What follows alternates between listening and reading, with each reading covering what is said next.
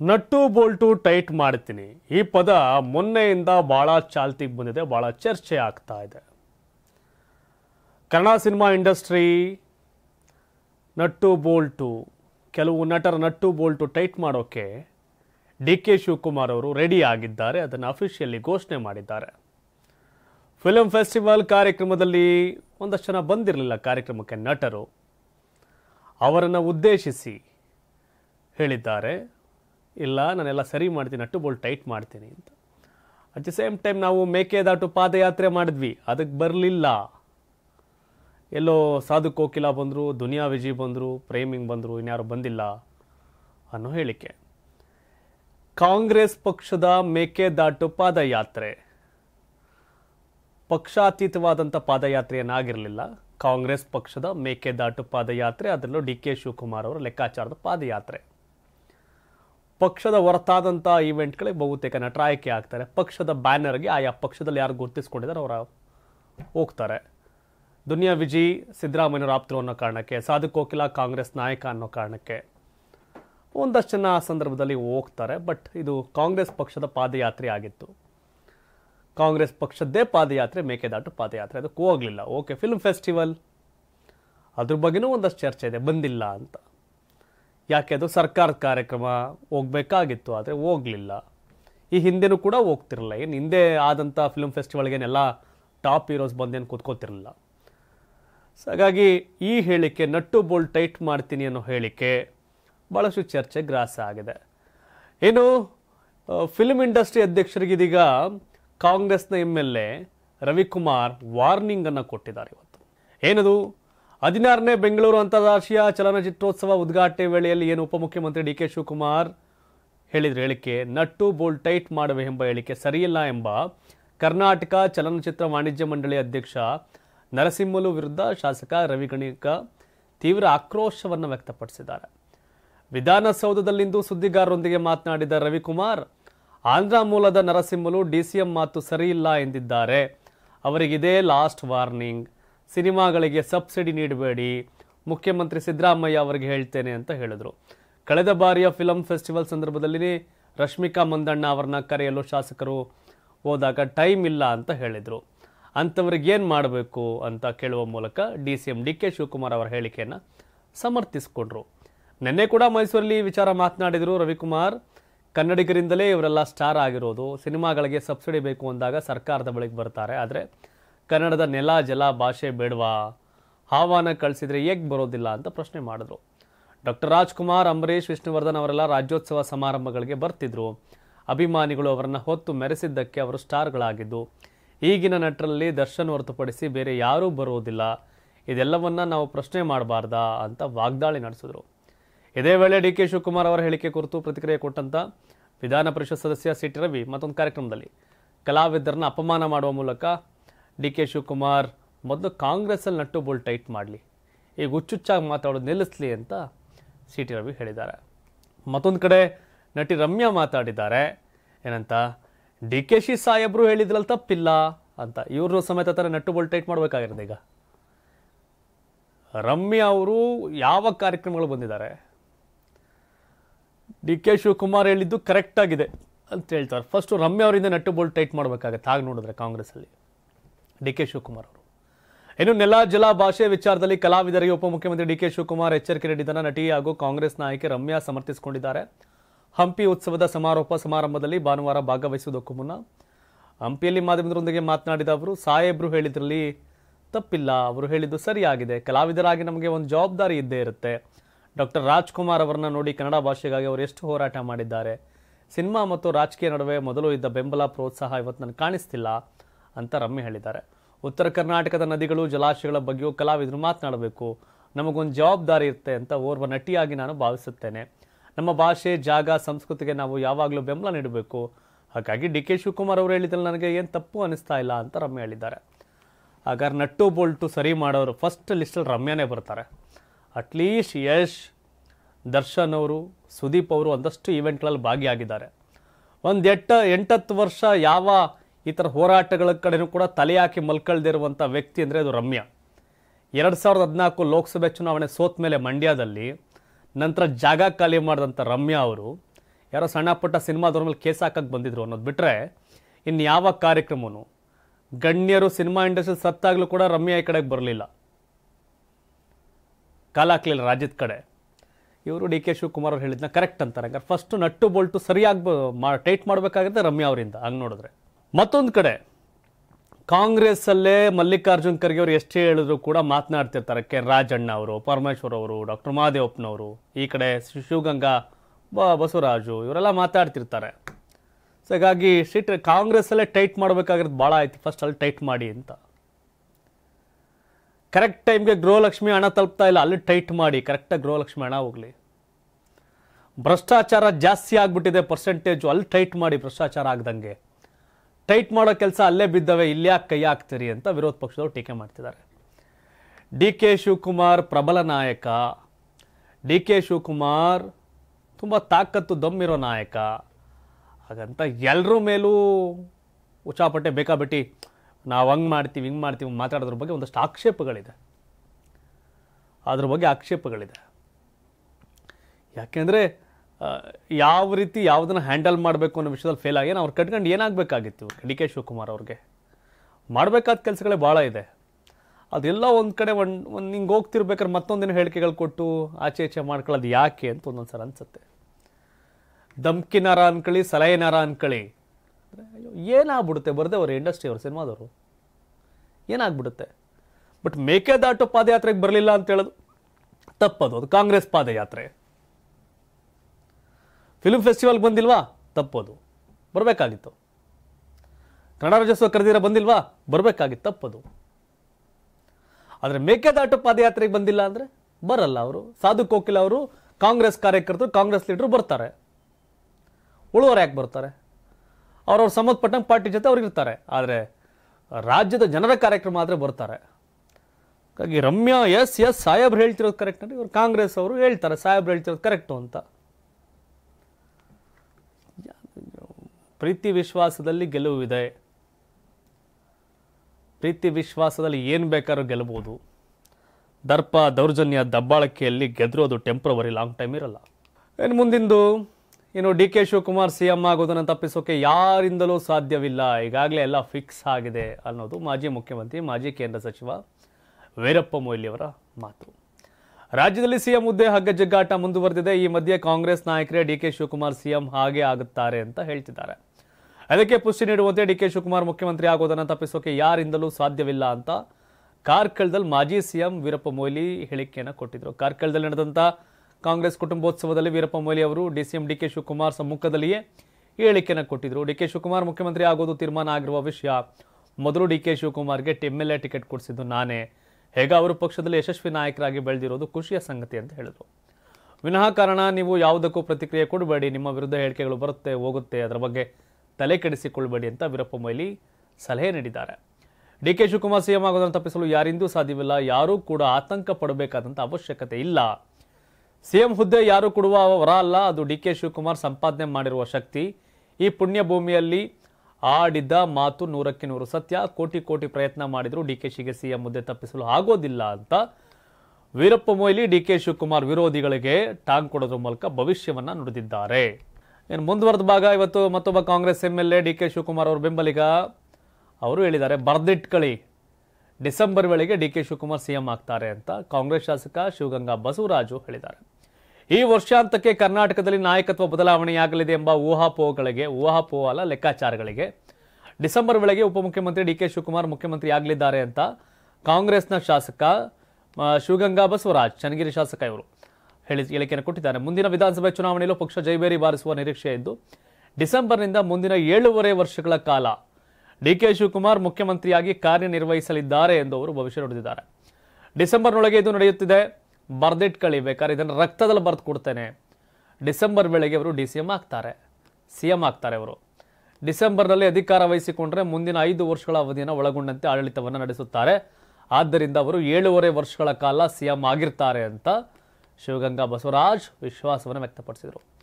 ಅಧಿಕಾರ ಹಂಚಿಕೆ ಒಪ್ಪಂದ ಆಗಿದೆಯೇ ಎಂಬುದನ್ನು ಸ್ಪಷ್ಟವಾಗಿ ಖಚಿತಪಡಿಸಿದ ಚನ್ನಗಿರಿ ಶಾಸಕ ಶಿವಕುಮಾರ್ ಅವರು ಪಕ್ಷಕ್ಕೆ ನೀಡಿರ್ತಕ್ಕಂಥ ಕೊಡುಗೆಗಳನ್ನು ಒತ್ತಿ ಹೇಳಿದರು. ಲೋಕಸಭೆ ಮತ್ತು ವಿಧಾನಸಭೆ ಚುನಾವಣೆ ಎರಡರಲ್ಲೂ ಪಕ್ಷದ ಸ್ಥಾನವನ್ನ ಹೆಚ್ಚಿಸಿದ ಕೀರ್ತಿ ಶಿವಕುಮಾರ್ ಅವರಿಗೆ ಸಲ್ಲುತ್ತದೆ ಅಂತ ಡಿ.ಕೆ. ಶಿವಕುಮಾರ್ ಇತಿಹಾಸ ನಿರ್ಮಿಸಿದ್ದಾರೆ, ಪಕ್ಷವನ್ನು ಸಂಘಟಿಸಿದ್ದಾರೆ, ತಮ್ಮ ಸಂಪನ್ಮೂಲ ಹೂಡಿಕೆ ಮಾಡಿದ್ದಾರೆ, ಅದಕ್ಕಾಗಿ ಸಾಕಷ್ಟು ತ್ಯಾಗ ಮಾಡಿದ್ದಾರೆ. ಅವರ ಮೌನ ಅಥವಾ ಶಾಂತತೆಯನ್ನ ದೌರ್ಬಲ್ಯ ಅಂತ ತಪ್ಪಾಗಿ ಭಾವಿಸಬಾರದು. ಹೈಕಮಾಂಡ್ಗೆ ಎಲ್ಲದರ ಬಗ್ಗೆ ತಿಳಿದಿದೆ ಮತ್ತು ನನಗೆ 100ಕ್ಕೆ 100 ಖಚಿತವಾಗಿದೆ ಅವರು ಡಿಸೆಂಬರ್ನಲ್ಲಿ ಸಿಎಂ ಆಗ್ತಾರೆ ಅಂತ ಕಾಂಗ್ರೆಸ್ MLA ಪರ್ಫೆಕ್ಟ್ ಆಗಿ ಹಿಂಗಿಂಗೆ ಅಂತ ಹೇಳಿದ್ರು. ಏನೊಂದಷ್ಟು ರಿಯಾಕ್ಷನ್ಸ್ ಇದೆ, ಅದನ್ನು ಕೂಡ ಹೇಳ್ಬಿಡ್ತೀನಿ. ಅದಾದ್ಮೇಲೆ ಒಂದು ವಿಶ್ಲೇಷಣೆ ಮಾಡೋಣ. ಮೊಯ್ಲಿ ಹಿರಿಯ ನಾಯಕರು ಮತ್ತು CWC ಸದಸ್ಯ ಅವರ ಹೇಳಿಕೆಗೆ ಪ್ರತಿಕ್ರಿಯಿಸುವಷ್ಟು ದೊಡ್ಡವನಲ್ಲ ಅಂತ ಸಚಿವ MB ಪಾಟೀಲ್ ಹೇಳಿದ್ದಾರೆ. ಹಿರಿಯ ಕಾಂಗ್ರೆಸ್ ನಾಯಕ ವೀರಪ್ಪ ಮೊಯ್ಲಿ ಅವರು ಡಿ.ಕೆ. ಶಿವಕುಮಾರ್ ಅವರನ್ನ ರಾಜ್ಯದ ಮುಖ್ಯಮಂತ್ರಿಯಾಗದಂತೆ ಯಾರು ತಡೆಯಲಾರರು ಅಂತ ಹೇಳಿರುವುದಕ್ಕೆ ವಿಧಾನಸೌಧದ ಆವರಣದಲ್ಲಿ ಪ್ರತಿಕ್ರಿಯೆಯನ್ನು ಕೊಟ್ಟಿದ್ದಾರೆ ಸಚಿವ MB ಪಾಟೀಲ್. ಮೊದಲಿಗೆ ಮೊಯ್ಲಿ ಹೇಳಿದ್ದು ಸರಿಯಲ್ಲ ಅಂತ ಹೇಳಿದ್ರು, ನಂತರ ತಮ್ಮ ಹೇಳಿಕೆ ಬದಲಾಯಿಸಿ ಮೊಯ್ಲಿ ಅವರು ಪಕ್ಷದ ಹಿರಿಯ ನಾಯಕರು, ಮಾಜಿ ಮುಖ್ಯಮಂತ್ರಿಗಳು ಮತ್ತು ಕಾಂಗ್ರೆಸ್ ಕಾರ್ಯಕಾರಿಣಿ ಸಮಿತಿಯ ಸದಸ್ಯರು ಆಗಿರೋದ್ರಿಂದ ಅವರ ಬಗ್ಗೆ ಮಾತನಾಡುವಷ್ಟು ದೊಡ್ಡವನು ನಾನಲ್ಲ ಅಂತ ಹೇಳಿದ್ರು. ಕೆಲವೊಂದು ಟೈಮ್ ಸೇಫ್ ಆಗ್ಬಿಡ್ತಾರೆ, ಹಂಗೆ ಇವರು ಸೇಫ್ ಆಗೋರೀಗ.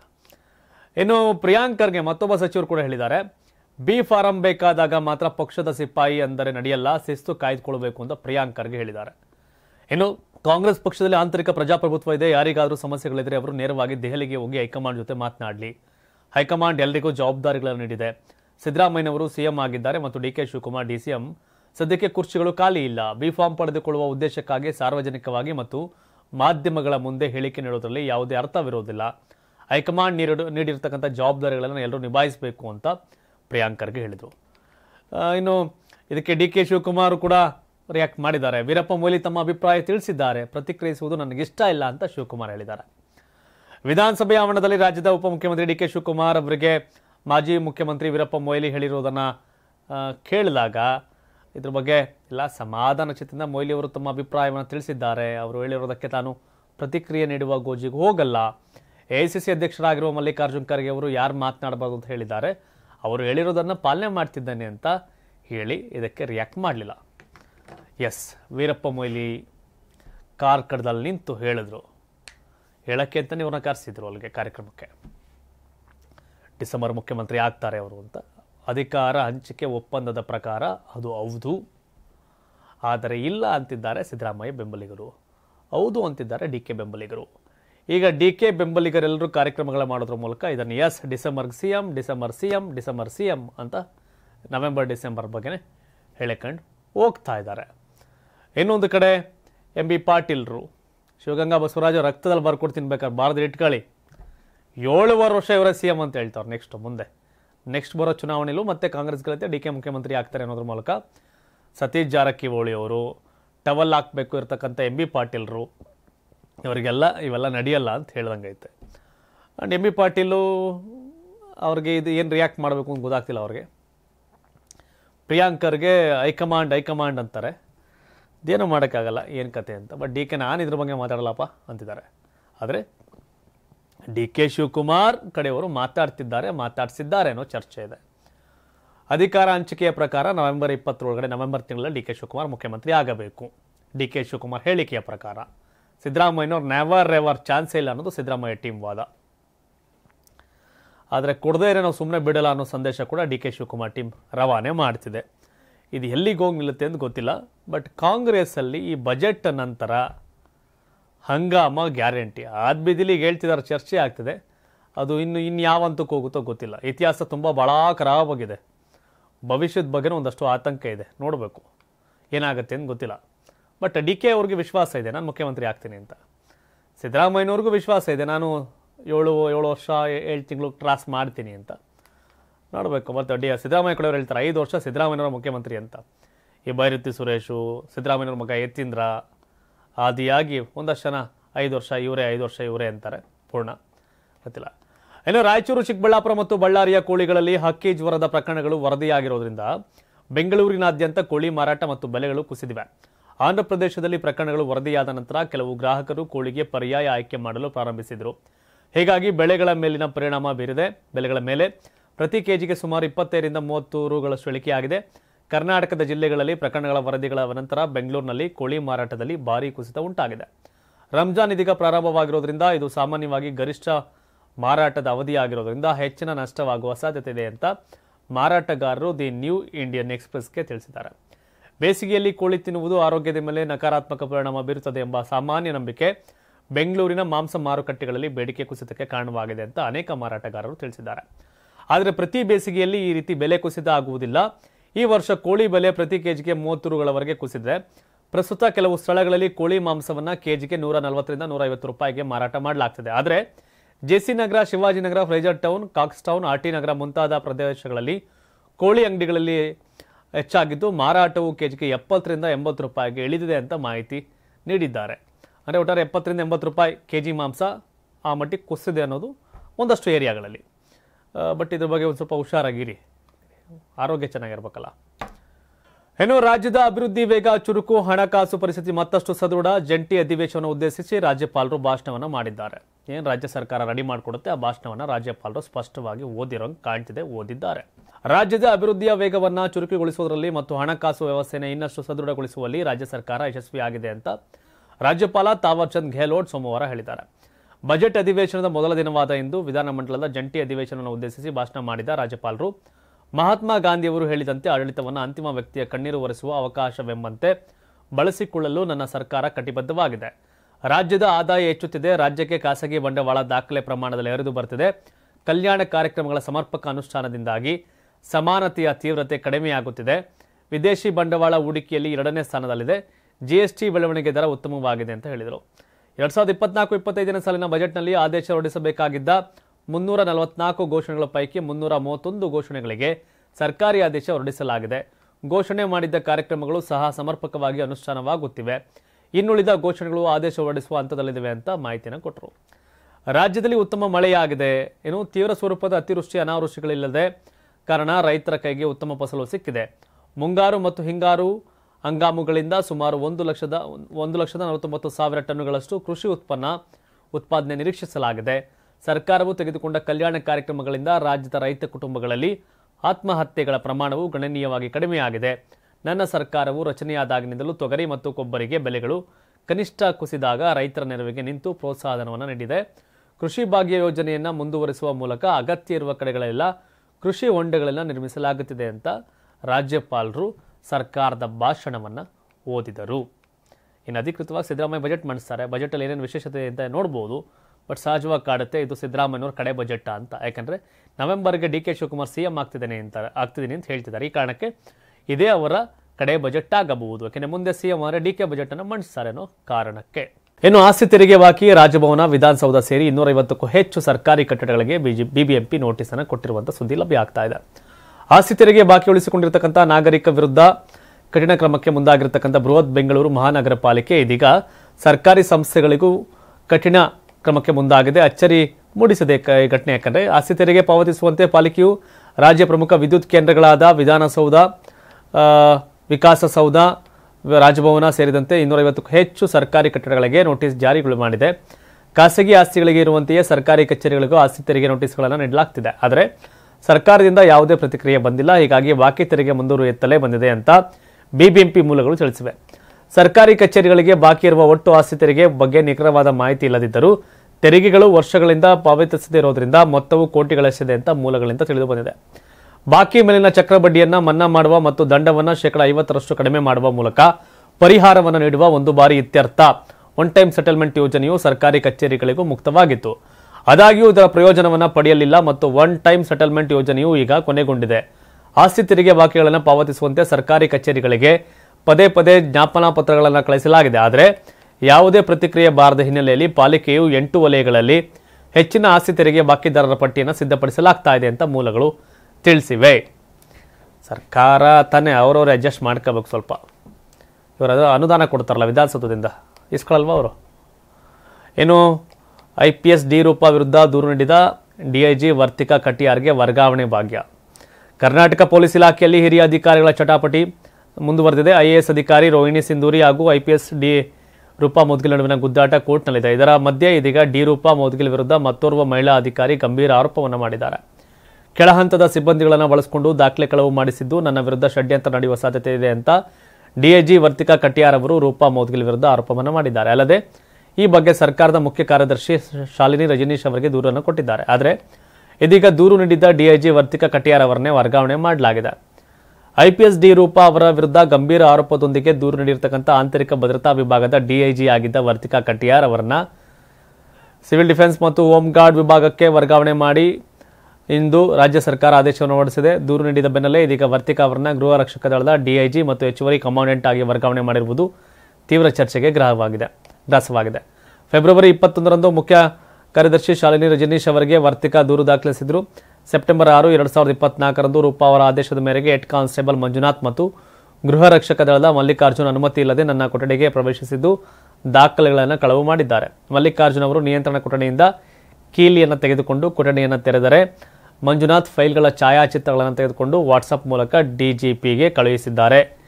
ಡಿಐಜಿ ಅವರ ಅರಿವಿಲ್ಲದೆ ಕೊಠಡಿಯನ್ನು ತೆರೆಯದಂತೆ ವರ್ತಿಕಾ ಅವರ ಆಪ್ತ ಸಹಾಯಕ ಕಿರಣ್ ಕುಮಾರ್ ಎಚ್ ಮಂಜುನಾಥ್ ಅವರಿಗೆ ಸೂಚಿಸಿದ್ರು. ಆದರೆ ಐಜಿಪಿ ಆದೇಶದ ಮೇರೆಗೆ ಕಾರ್ಯನಿರ್ವಹಿಸುತ್ತಿದ್ದ ಮಂಜುನಾಥ್ ಫೈಲ್ಗಳ ಫೋಟೋಗಳನ್ನು ತೆಗೆದಿದ್ದಾರೆ. ಈ ವಿಷಯದ ಬಗ್ಗೆ ನನಗೆ ಇತ್ತೀಚೆಗಷ್ಟೇ ತಿಳಿದು ಬಂದಿತ್ತು. ಬಳಿಕ ಕಿರಣ್, ಮಂಜುನಾಥ್ ಮತ್ತು ಮಲ್ಲಿಕಾರ್ಜುನ್ ಅವರನ್ನ ಪ್ರಶ್ನೆ ಮಾಡಿದಾಗ ರೂಪಾ ಅವರ ಸೂಚನೆಯ ಮೇರೆಗೆ ಫೈಲ್ಗಳನ್ನು ತೆಗೆದಿರುವುದಾಗಿ ತಪ್ಪೊಪ್ಪಿಕೊಂಡಿದ್ದಾರೆ ಅನ್ನೋದು ವರ್ತಿಕಾ ಅವರ ಮಾತು, ದೂರಿನ ಹಿನ್ನೆಲೆ. ಆದರೆ ಇವ್ರನ್ನೇ ವರ್ಗಾವಣೆ ಮಾಡಿಬಿಟ್ಟಿದ್ದಾರೆ ಸರ್ಕಾರ. ಗೊತ್ತಿಲ್ಲ, ದುರಂತ. ಚೀನಾಗೆ ಸಿಕ್ಕಿದೆ ಮುಗಿಯದ ಖನಿಜ ಭಂಡಾರ. 60,000 ವರ್ಷಗಳ ವಿದ್ಯುತ್ ಸಮಸ್ಯೆಗೆ ಎಲ್ಲಿದೆ ಪರಿಹಾರ? ವಾಹ್, ಎಂಥ ಸುದ್ದಿ ಇದು. ಚೀನಾ ತನ್ನ ಇಂಧನ ಅಗತ್ಯಗಳನ್ನು ಶಾಶ್ವತವಾಗಿ ಪೂರೈಸಿಕೊಳ್ಳಬಹುದಾದ ಬೃಹತ್ ನಿಧಿಯನ್ನು ಹೊಂದಿದೆ.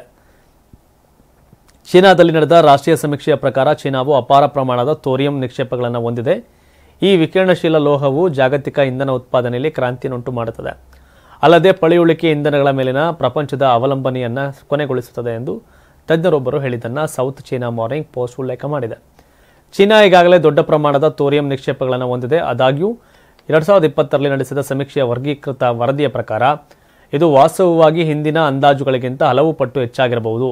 ಇನ್ನರ್ ಮಂಗೋಲಿಯಾದ ಕಬ್ಬಿಣದ ಅದಿರಿನ ಸ್ಥಳದಿಂದ ಕೇವಲ 5 ವರ್ಷಗಳ ಗಣಿಗಾರಿಕೆ ತ್ಯಾಜ್ಯವು 1000 ವರ್ಷಗಳಿಗೂ ಹೆಚ್ಚು ಕಾಲ ಅಮೆರಿಕಾದ ದೇಶೀಯ ಇಂಧನ ಬೇಡಿಕೆಗಳನ್ನು ಪೂರೈಸುವಷ್ಟು ಥೋರಿಯಂ ಅನ್ನು ಹೊಂದಿದೆ ಎಂದು ಜನವರಿಯಲ್ಲಿ ಚೀನಾದ ಜರ್ನಲ್ ಜಿಯೋಲಾಜಿಕಲ್ ರಿವ್ಯೂನಲ್ಲಿ ಪ್ರಕಟವಾದ ವರದಿಯೊಂದು ತಿಳಿಸಿದೆ. ಕೆಲವು ತಜ್ಞರ ಅಂದಾಜಿನ ಪ್ರಕಾರ ಈ ನಿಧಿಯನ್ನು ಸಂಪೂರ್ಣವಾಗಿ ಬಳಸಿಕೊಂಡಾಗ ಬಯಾನೋಬೋ ಗಣಿ ಸಂಕೀರ್ಣವು 1 ಮಿಲಿಯನ್ ಟನ್ ಥೋರಿಯಂ ಅನ್ನು ಉತ್ಪಾದಿಸಬಹುದು. ಇದು ಚೀನಾಕ್ಕೆ 60,000 ವರ್ಷಗಳ ಕಾಲ ಇಂಧನ ನೀಡಲು ಸಾಕಾಗುತ್ತದೆ. ನಮ್ಮ ಪಾದಗಳ ಕೆಳಗೆ ಅಂತ್ಯವಿಲ್ಲದ ಇಂಧನದ ಮೂಲಗಳು ಅಡಗಿವೆ ಎಂದು ತಿಳಿದು ಬಂದಿದೆ ಎಂದು ಹೆಸರು ಹೇಳಲು ಇಚ್ಛಿಸಿದ ಬೀಜಿಂಗ್ ಮೂಲದ ಭೂವಿಜ್ಞಾನಿಯೊಬ್ಬರು ಸೌತ್ ಚೀನಾ ಮಾರ್ನಿಂಗ್ ಪೋಸ್ಟ್ಗೆ ತಿಳಿಸಿದ್ದಾರೆ. ಥೋರಿಯಂ ಬೆಳ್ಳಿ ಬಣ್ಣದ ಲೋಹವಾಗಿದ್ದು ಹಳೆಯ ಸ್ಕ್ಯಾಂಡಿನೇವಿಯನ್ ದೇವರು ಥಾರ್ ಅವರ ಹೆಸರನ್ನು ಇಡಲಾಗಿದೆ.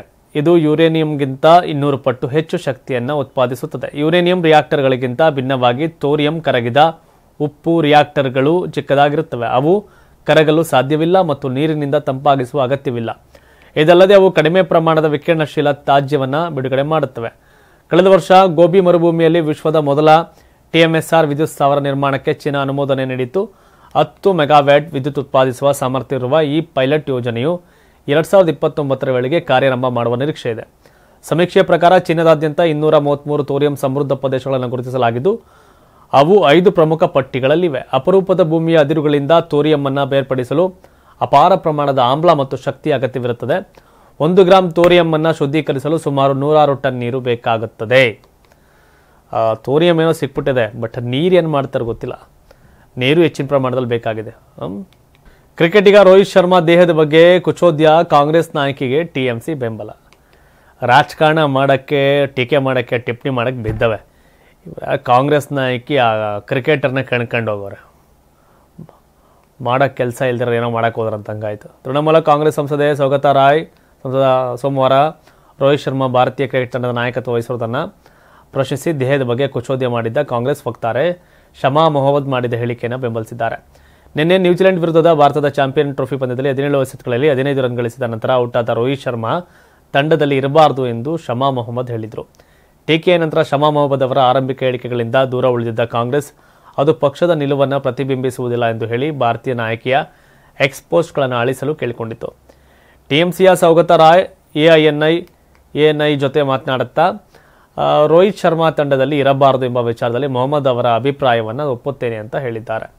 ನಾನು ಒಪ್ಪುತ್ತೇನೆ, ಇದು ರಾಜಕೀಯದ ಬಗ್ಗೆ ಅಲ್ಲ, ಇದು ಕ್ರಿಕೆಟ್ ಬಗ್ಗೆ. ರೋಹಿತ್ ಶರ್ಮಾಗೆ ಎಷ್ಟು ದಿನ ಪಾಸ್ ನೀಡಲಾಗುವುದು? 2 ವರ್ಷಗಳಿಗೊಮ್ಮೆ ಶತಕ ಸಿಡಿಸುವುದು ಮತ್ತು ಇದರ ಪಂದ್ಯಗಳಲ್ಲಿ ಬೇಗನೆ ಔಟ್ ಆಗುವುದು ತಂಡದಲ್ಲಿ ಅವರ ಸ್ಥಾನವನ್ನು ಸಮರ್ಥಿಸಿಕೊಳ್ಳುವುದಿಲ್ಲ. ಅವರು ತಂಡದಲ್ಲಿ ಅಧಿಕಾರದಲ್ಲಿ ಉಳಿಯಬಾರದು ಎಂದು ಕಾಂಗ್ರೆಸ್ ನಾಯಕ ಹೇಳುವುದು ಸರಿ. ಅವರ ತೂಕದ ಬಗ್ಗೆಯೂ ಕಾಳಜಿ ಇದೆ. ಅವರು ಅಧಿಕ ತೂಕ ಹೊಂದಿದ್ದಾರೆ, ಆದರೆ ಜನರು ಕಾಳಜಿ ವಹಿಸ್ತಾ ಇಲ್ಲ ಎಂದು ಸೌಗತಾ ರಾಯ್ ಹೇಳಿದ್ದಾರೆ. ನಾವು ಫಿಟ್ ಮತ್ತು ಸಮರ್ಥ ನಾಯಕನ ಬಗ್ಗೆ ಮಾತನಾಡಿದರೆ ಅನೇಕ ಹೊಸ ಆಟಗಾರರು ಉತ್ತಮವಾಗಿ ಕಾರ್ಯನಿರ್ವಹಿಸುತ್ತಿದ್ದಾರೆ. ಬುಮ್ರಾ ಅವರಂತ ಯಾರಾದರೂ ಅವರು ಫಿಟ್ ಆಗಿದ್ದರೆ ಅವರು ಉತ್ತಮ ನಾಯಕರಾಗಬಹುದು. ಶ್ರೇಯಸ್ ಅಯ್ಯರ್ ಸಹ ಸಂಭಾವ್ಯ ನಾಯಕರಾಗಬಹುದು. ಆದರೆ ರೋಹಿತ್ ಶರ್ಮಾ ಅವರಿಗೆ ತಂಡದಲ್ಲಿ ಸ್ಥಾನ ನೀಡಬಾರದು. ಬುಮ್ರಾ ಮತ್ತು ಶ್ರೇಯಸ್ ಅಯ್ಯರ್ ಅವಂತಹ ಆಟಗಾರರು ಸಂಭಾವ್ಯ ನಾಯಕರಾಗಬಹುದು ಅಂತ ರಾಯ್ ಹೇಳಿದ್ದಾರೆ. ಎಕ್ಸ್ನಲ್ಲಿ ಶಮಾ ಮೊಹಮ್ಮದ್ ತಮ್ಮ ಪೋಸ್ಟ್ ಅನ್ನು ತೆಗೆದು ಹಾಕಿದ್ದಾರೆ. ಭಾರತೀಯ ಕ್ರಿಕೆಟ್ ತಂಡದ ನಾಯಕ ತೂಕ ಇಳಿಸಿಕೊಳ್ಳಬೇಕು ಎಂದು ಹೇಳಿದರು. ಕಾಂಗ್ರೆಸ್ ನಾಯಕ ತಮ್ಮ ಹೇಳಿಕೆಯನ್ನು ಸಮರ್ಥಿಸಿಕೊಂಡಿದ್ದಾರೆ. ಇದು ಕ್ರೀಡಾಪಟುವಿನ ಫಿಟ್ನೆಸ್ ಬಗ್ಗೆ ಸಾಮಾನ್ಯ ಟ್ವೀಟ್ ಆಗಿತ್ತು. ಇದು ದೇಹವನ್ನು ಶೇಮ್ ಮಾಡುವಂತಿರಲಿಲ್ಲ. ಒಬ್ಬ ಕ್ರೀಡಾಪಟು ಫಿಟ್ ಆಗಿರಬೇಕು ಎಂದು ನಾನು ಯಾವಾಗಲೂ ನಂಬಿದ್ದೆ ಮತ್ತು ಅವರು ಸ್ವಲ್ಪ ಅಧಿಕ ತೂಕ ಹೊಂದಿದ್ದಾರೆ ಎಂದು ನನಗೆ ಅನಿಸ್ತು. ಆದ್ದರಿಂದ ನಾನು ಅವರ ಬಗ್ಗೆ ಟ್ವೀಟ್ ಮಾಡಿದ್ದೇನೆ. ಯಾವುದೇ ಕಾರಣವಿಲ್ಲದೆ ನನ್ನ ಮೇಲೆ ದಾಳಿ ಮಾಡಲಾಗಿದೆ. ನಾನು ಅವರನ್ನ ಹಿಂದಿನ ನಾಯಕರೊಂದಿಗೆ ಹೋಲಿಸಿದಾಗ ನಾನು ಒಂದು ಹೇಳಿಕೆಯನ್ನು ನೀಡಿದ್ದೇನೆ. ನನಗೆ ಹಕ್ಕಿದೆ, ಹೇಳೋದ್ರಲ್ಲಿ ತಪ್ಪೇನಿದೆ. ಇದು ಪ್ರಜಾಪ್ರಭುತ್ವ ಅಂತ ಹೇಳಿದ್ದಾರೆ. ಇಷ್ಟೆಲ್ಲ ವಾದ ಮಾಡೋ ಶಮಾ ಇವರು ಕಾಂಗ್ರೆಸ್ ಹೈಕಮಾಂಡ್ ಹೇಳಿದ ತಕ್ಷಣ ಡಿಲೀಟ್ ಮಾಡಬಾರ್ದಾಗಿತ್ತು. ಇದು ನನ್ನ ಇಷ್ಟ, ಬೇಕಾದ್ರೆ ತೆಗೆದಾಕಿ ಪಾರ್ಟಿಯಿಂದ ಅಂತ ಹೇಳಬೇಕಾಯ್ತು. ಡಿಲೀಟ್ ಮಾಡಿಬಿಟ್ಟು ಈ ಕಥೆಗಳು ಹೇಳ್ತಾವ್ರೆ. ಹೋಗ್ಲಿ ಬಿಡಿ, ತಾವೇನು ಹೇಳ್ತೀರಿ? ರೋಹಿತ್ ಶರ್ಮಾ ರಿಟೈರ್ಡ್ ಆಗಬೇಕಾ ಇರಬೇಕಾ? ನಿಮ್ಮ ಒಪಿನಿಯನ್ ಕಾಮೆಂಟ್ ಮಾಡಿ ತಿಳಿಸಿ. ಧನ್ಯವಾದ. ಇದಿಷ್ಟು ಇಂದಿನ ಬಿಗ್ ನ್ಯೂಸ್ ಬಿಗ್ ಡಿಬೇಟ್. ಮತ್ತೊಮ್ಮೆ ಧನ್ಯವಾದ. ಇದು ಕರ್ನಾಟಕ ಟಿವಿ, ಕನ್ನಡಿಗರ ಧ್ವನಿ.